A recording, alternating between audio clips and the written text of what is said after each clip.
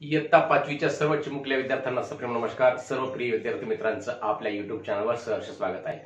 तर बेटा आपल्याला उपघटक 6.4 वर्तुळ म्हणजे आपल्याला भूमिती या प्रकरणातील भूमिती हा जो आपण घटक शिकत आहोत या घटकातील वर्तुळ हे महत्वपूर्ण घटक आपल्याला या व्हिडिओमध्ये शिकायचा आहे. प्रत्येक विद्यार्थ्यांना लक्ष देऊन ऐकावं, प्रत्येक शब्दाकडे लक्ष द्यावं, प्रत्येक याच्यामधली संकल्पना समजून घ्यावी. अतिशय महत्वपूर्ण भाग आहे. वर्तुळाची त्रिज्या कशाला म्हणतात, जीवा कशाला म्हणतात, व्यास कशाला म्हणतात, केंद्रबिंदू कशाला म्हणतात, वर्तुळाचा अंतर्भाग म्हणजे काय, बाह्य भाग म्हणजे काय, वर्तुळाचा परिघ म्हणजे काय, वर्तुळाचं कंस म्हणजे काय, हा सर्व भाग आपण समजून घ्यावा लागेल, जेणेकरून आपल्याला भूमितीमधले हा महत्वपूर्ण भाग पुढे इयत्ता 10वी पर्यंत 12वी पर्यंत जेव्हा तुम्हाला याचा अभ्यास करायचा असेल तेव्हा तुम्हाला समजला पाहिजे. यासाठी हा पूर्ण पाया, हा पूर्ण बेस आपल्याला समजून घ्यावा लागेल बेटा. तर वर्तुळ म्हणजे काय, जेव्हा एखादी आकृती अशी अनेक बिंदूंनी जोडलेली गोलाकार आकृती असते त्या आकृतीला, अशा गोलाकार आकृतीला वर्तुळ असं म्हणतात. या वर्तुळाचा केंद्रबिंदू असतो. वर्तुळ काढताना आपण कंपासचं टोक असं मध्यभागी ठेवून याच्या भोवताल असं गोल आपण काय करत असतो, कंपासचं दुसरं टोक म्हणजे त्यामध्ये पेन्सिल टाकलेलं टोक असं गोल फिरवतो, त्याद्वारे वर्तुळ तयार होते. मग याला म्हणायचं वर्तुळ केंद्र. म्हणजे वर्तुळाचं केंद्र हे वर्तुळाच्या मध्यभागी असते बेटा. हे वर्तुळाच्या केंद्रापासून वर्तुळावरच्या प्रत्येक बिंदूचं अंतर कसं असते बेटा, समान असते, सारखं असते. ओ हे वर्तुळाचं केंद्र आहे. या आकृतीमध्ये ओ हे वर्तुळाचं काय आहे, केंद्र. याला म्हणायचं वर्तुळ केंद्र. आता ओ ए हा जो भाग आहे याला म्हणायचं त्रिज्या म्हणायचं बेटा. आणि ओबी सुद्धा काय आहे, त्रिज्या आहे. ओ ए व ओबी या आकृतीमध्ये त्रिज्या आहे. बीसी, बी पासून सी पर्यंतचा जो भाग आहे या दोन वर्तुळावरल्या बिंदूला ज्या रेषेनं जोडलेला आहे त्याला म्हणायचं वर्तुळाची जीवा म्हणायचं बेटा. आणि व्यास एबी हा काय आहे, व्यास. एबी मध्ये सुद्धा वर्तुळावरील दोन बिंदूला जोडलेला आहे. मग ही जीवा आहे, ही सुद्धा जीवा आहे, पण याला जीवा बरोबरच व्यास हे सुद्धा नाव आहे बेटा. या एबी ला जीवाही म्हणता येते, व्यासही म्हणता येते. लक्षामध्ये घ्या बेटा, व्यास ही जीवा असते परंतु जीवा ही व्यास नसते बेटा. म्हणजे कसं, व्यास ही जीवा असते म्हणजे व्यास कशाला म्हणायचं, वर्तुळाच्या केंद्रबिंदूतून जाणाऱ्या जीवेला. वर्तुळाच्या केंद्रबिंदूतून ही जीवा गेली बेटा, म्हणून याला म्हणायचं व्यास. म्हणून याला म्हणायचं व्यास. आणि ही जीवा वर्तुळाच्या केंद्रबिंदूतून गेली का बेटा, नाही गेली, म्हणून याला व्यास म्हणायचं नाही, याला फक्त जीवा म्हणायचं. वर्तुळाच्या कोणत्याही दोन बिंदूंना इथे एक जीवा काढली, अशी आपण जीवा काढू शकतो, अशी काढू शकतो, अशी काढू शकतो. कशाही प्रकारे जीवा आपण उभी, आडवी, तिरकस कशाही प्रकारची आपण जीवा काढू शकतो. या सर्व अशा दोन बिंदूला जोडणाऱ्या रेषेला काय म्हणायचं, जीवा म्हणायचं. आणि जी जीवा वर्तुळाच्या केंद्रबिंदूतून जाते त्या जीवेला व्यास असं म्हणायचं.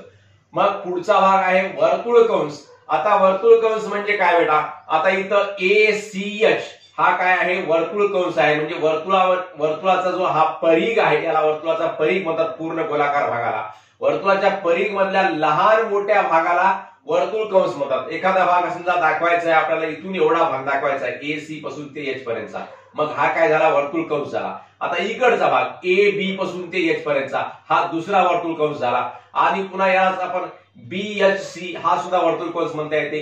CAB हा सुद्धा वर्तुळ कंस. म्हणजे एकाच वर्तुळाचे विविध वर्तुळ कंस आपल्याला दाखवता येतात, विविध वर्तुळ कंस आपल्याला सांगता येतात बेटा. विविध वर्तुळ कंस असतात. इथं एखाद्या अजून बिंदू काढला, इथं समजा P बिंदू काढला, मग APH किंवा APB हा सुद्धा अर्धवर्तुळ कंस आहे. अर्धवर्तुळ म्हणजे या वर्तुळामधला या अर्धवर्तुळ दाखवते. आता इथं ACB हा जो वर्तुळ कंस आहे याला म्हणायचं अर्धवर्तुळ कंस. हा भाग आपल्याला सुद्धा समजून घ्यावा लागेल. आता पुढं वर्तुळाच्या अंतर्भागातील बिंदू. आता बिंदू D या ठिकाणी काढला आणि बिंदू E या ठिकाणी काढला, याला म्हणायचं या वर्तुळाच्या अंतर्भागातील. शब्दामध्येच अर्थ आहे बेटा, अंतर्भाग. अंतर म्हणजे आतला भाग, वर्तुळाच्या आतला भाग. अंतर्भाग म्हणजे आतला भाग. म्हणजे बिंदू D आणि बिंदू E हे वर्तुळाच्या आत भागामध्ये आहेत, आतल्या भागामध्ये आहेत, म्हणून म्हणायचं याला अंतर्भागातील बिंदू. आणि बिंदू F हे बिंदू वर्तुळाच्या बाहेर काढला. आणि बिंदू G हे काय आहेत, वर्तुळाच्या बाह्य भागातील बिंदू आहेत. वर्तुळाच्या बाह्य भाग, बाह्य म्हणजे बाहेरचा भाग, बाह्य भाग, बाह्य भाग म्हणजे बाहेरचा भाग, अंतर्भाग म्हणजे आतला भाग. मग हा झाला वर्तुळाच्या बाहेरचा भाग म्हणजे त्याला बाह्य भागातील बिंदू म्हणायचं. आणि बिंदू ए, बिंदू सी, बिंदू एच, बिंदू बी हे कसे आहेत बेटा? वर्तुळावरील बिंदू आहेत. म्हणजे वर्तुळाची जी कडा आहे, वर्तुळाचा जो परिघ आहे, या परिघावर आहेत. बरोबर, आतही नाहीत बाहेरही नाहीत. समजा आपण हे घर आहे तर ही घराची चौकट आहे, समजा ही बरोबर चौकटीवर आहे. हे घराच्या मध्ये आहेत आणि हे घराच्या बाहेर आहेत. तर अशा प्रकारे आपण याला समजून घ्यावं. वर्तुळ म्हणजे काय समजून घ्यावं, लक्षामध्ये ठेवावं. तर त्रिज्या म्हणजे काय ह्याची पूर्ण इकडे व्याख्या दिली आहे. ह्या व्याख्या सुद्धा समजून घ्याव्या, व्याख्या सुद्धा पाठ कराव्या. त्रिज्या म्हणजे काय? वर्तुळाचा केंद्रबिंदू व वर्तुळावरील कोणताही एक बिंदू यांना जोडणाऱ्या रेषेला त्रिज्या असे म्हणतात. व्याख्या तुम्हाला लवकर समजणार नाही, परंतु ही संकल्पना समजली की व्याख्या आपोआप समजते बेटा. अगोदर संकल्पना समजून घ्या. वर्तुळाचा केंद्रबिंदू व वर्तुळावरील कोणताही एक बिंदू. आता मी इथं त्रिज्या ओ पासून ए पर्यंत काढली, ओ पासून बी पर्यंत काढली. अजून त्रिज्या इकडे काढता येते, ओ पासून इथं बिंदू कोणता एक्स घेता येते, ओ एक्स काढता येते, ओ वाय काढता येते, ओ झेड काढता येते, ओ पी काढता येते, ओ क्यू. म्हणजे वर्तुळाला अनंत त्रिज्या असतात, असंख्य त्रिज्या असतात, कितीही त्रिज्या काढता येतात. एका वर्तुळाला अनेक त्रिज्या असतात, अनेक कितीही काढता येतात. ओ पासून ते या वर्तुळावर कोणत्याही एक बिंदू पर्यंतचं अंतर, या वर्तुळावरले बिंदू आपल्याला मोजता येतील का बेटा? तर मोजता येणार नाहीत. वर्तुळावर अनेक बिंदू आहेत, असंख्य बिंदू आहेत. मग या वर्तुळावरल्या असंख्य बिंदू पर्यंत म्हणजे कोणत्याही एका बिंदू पर्यंत आपल्याला या वर्तुळाच्या केंद्रापासून रेषा काढता येते आणि त्या रेषेलाच काय म्हणायचं? त्रिज्या म्हणायचं बेटा. मग ओ पासून ते बी पर्यंत आणि ओ पासून ते ए पर्यंत जे आपण आकृतीमध्ये दाखवलेली आहे ही काय आहे? त्रिज्या आहे. मग व्याख्या लक्षामध्ये राहिली का आता? तर वर्तुळाच्या केंद्रापासून वर्तुळावरील कोणत्याही एका बिंदू पर्यंतच्या काढलेल्या रेषेला काय म्हणायचं? त्रिज्या असे म्हणतात. वर्तुळाची त्रिज्या म्हणतात. वर्तुळाचा केंद्रबिंदू व वर्तुळावरील कोणताही एक बिंदू यांना जोडणाऱ्या रेषेला असं सुद्धा आपण म्हणू शकतो. आपण वर्तुळाची त्रिज्या म्हणायचं. आता पुढचा भाग जीवा तुम्हाला सांगितलेलाच आहे, समजून सांगितलेला आहे आकृतीद्वारे. आता व्याख्या सांगतो. जीवा म्हणजे काय? वर्तुळावरील कोणत्याही दोन बिंदूंना जोडणाऱ्या रेषेला, थोडक्यात 5 शब्दामध्ये व्याख्या आहे. वर्तुळावरील कोणत्याही दोन बिंदूंना जोडणाऱ्या रेषेला, 6 शब्द आहेत फक्त. वर्तुळावरील कोणत्याही दोन बिंदूंना जोडणाऱ्या रेषेला जीवा म्हणतात. काय फरक आहे? काही अवघड नाही आहे. दोन बिंदू, कोणतेही दोन बिंदू, इथं बी आणि सी बिंदूला जोडलेला आहे. इथं बी पासून इकडे एखादा बिंदू काढून जोडू शकतो, इथं एच पासून इकडे एखादा बिंदू काढून जोडू शकतो, इथं ए पासून इकडे एखादा बिंदू काढून जोडू शकतो, इथं ए पासून. जसं त्रिज्या अनेक असतात, त्रिज्या असंख्य काढू शकतो, तशाच जीवा सुद्धा कितीही काढता येतात. आपल्याला अनंत असंख्य जीवा काढता येतात. या बिंदूपासून इथं काढता येते, या बिंदूपासून इकडे काढता येते, या बिंदूपासून इकडे काढता येते, इकडे काढता येते. उभी, आडवी, तिरकस कशाही प्रकारची जीवा काढता येते बेटा. मग वर्तुळावरल्या कोणत्याही दोन बिंदूला ती जीवा जोडली पाहिजे. फक्त एवढाच एक त्याच्यामध्ये कंडिशन आहे, एवढीच एक अट आहे, बाकी काही अवघड नाही. आता व्यास, व्यास म्हणजे काय? जीवा आणि व्यास मध्ये फरक काय तुम्हाला आत्ताच सांगितलं मी. प्रत्येक व्यास हा काय असतो? जीवा असतो. जीवा म्हणजे कोणत्याही दोन बिंदूंना जोडणाऱ्या रेषेला जीवा म्हणतात.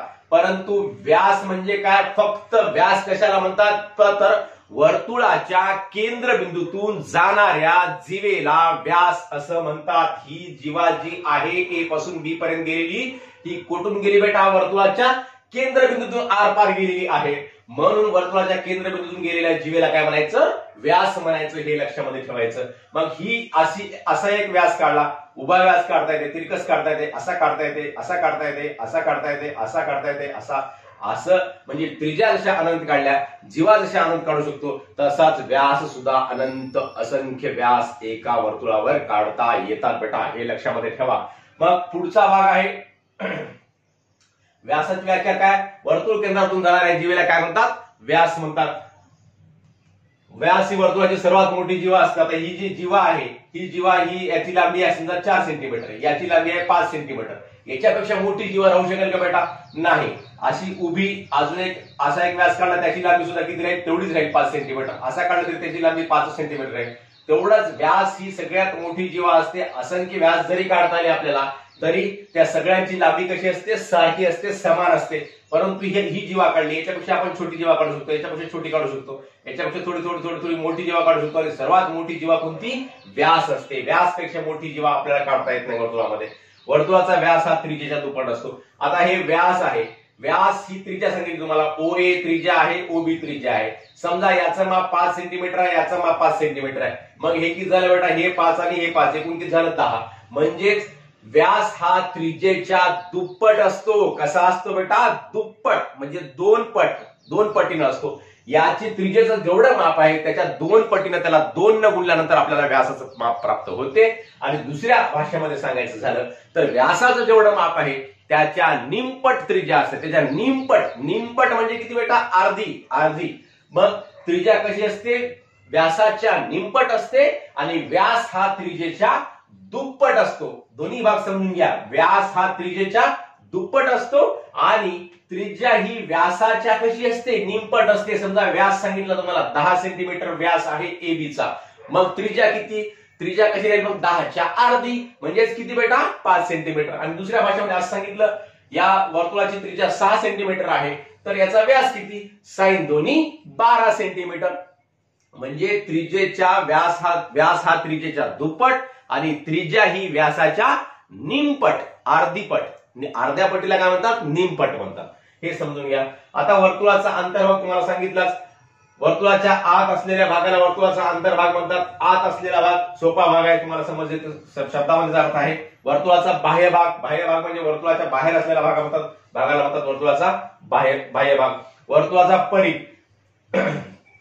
वर्तुळाच्या वर्तुळाकार लांबीला, आता ही जी लांबी आहे बेटा याला म्हणायचं वर्तुळाचा परिघ. ही लांबी कशी मोजायची बेटा, तर समजा आपल्याकडे एखादी बांगडी आहे किंवा एखादं गोलाकार कोणतंही एखादी वस्तू आहे, त्या गोलाकार वस्तूला आपण काय करायचं, भोवतालून एक दोरा गुंडाळायचा. त्या वस्तू बरोबर एक दोऱ्याचं माप घ्यायचं आणि तो दोरा काढायचा, नंतर एका स्केलवर धरायचा, म्हणजे आपल्याला या वर्तुळाचा परिघ किती आहे ते कळते. एखादं रबर आहे, समजा रबर तुटलं, गोलाकार रबर असते की नाही, रबर तुटलं तर त्या रबराची लांबी आपण असं त्याला हे करून मोजू शकतो. किंवा एखादी वर्तुळाकार कोणतीही वस्तू, बांगडी आहे, ते बांगडीला सुद्धा आपण काय करायचं, गोल असं त्याला वरून एक दोरा गुंडाळायचा आणि त्या दोऱ्याचं माप आपण स्केलवर ठेवून त्या वर्तुळाचं माप म्हणजे त्या बांगडीचं माप किती आहे हे आपल्याला मोजता येते. परिघ म्हणजेच काय, तर वर्तुळाच्या वर्तुळाकार लांबीला ही जी लांबी आहे याची लांबी म्हणजेच परिघ. याची पूर्ण लांबी मोजता येते. या पूर्ण लांबीला म्हणायचं परिघ म्हणायचं बेटा. म्हणजे वर्तुळाची जे हे कडा असते, वर्तुळाची जी हे गोलाई असते, याला म्हणायचं परिघ असं म्हणतात. आणि वर्तुळ परिघाच्या लहान मोठ्या भागांना वर्तुळ कंस म्हणतात. तुम्हाला आता सांगितलं लहान मोठा भाग, हा लहान भाग आहे ACH आणि ABH हा मोठा भाग आहे. किंवा ACB हा सुद्धा वर्तुळ कंसच आहे, याला म्हणायचं अर्धवर्तुळ कंस म्हणतात, याला सुद्धा वर्तुळ कंस म्हणतात. आणि वरचा सुद्धा वर्तुळ कंस AB आहे, 3 अक्षरी नाव असते, मध्ये एखादं नाव टाकून आपण याला APB असे नाव देऊ शकतो, काही नाव देऊ शकतो. तर अशा प्रकारच्या भागाला म्हणायचं वर्तुळ कंस. तर अशा प्रकारे बेटा आपण त्रिज्या, व्यास, जीवा, वर्तुळ कंस, वर्तुळाचा बाह्य भाग, वर्तुळाचा अंतर्भाग आणि वर्तुळाचा परिघ हे पूर्ण संकल्पना तुम्हाला समजावून सांगण्याचा प्रयत्न केलेला आहे. आपण सर्वांनी ह्या गोष्टी लक्षामध्ये ठेवाव्या. समजल्या नसतील तर पुन्हा बघावं आणि हा पूर्ण भाग समजून घ्यावा. व आपल्या सर्वांना हा व्हिडिओ आवडल्यास नक्की आपल्या मित्रांना शेअर करावा व व्हिडिओवर लाईक व कमेंट सुद्धा अवश्य करावे. मला धन्यवाद. जय गुरु.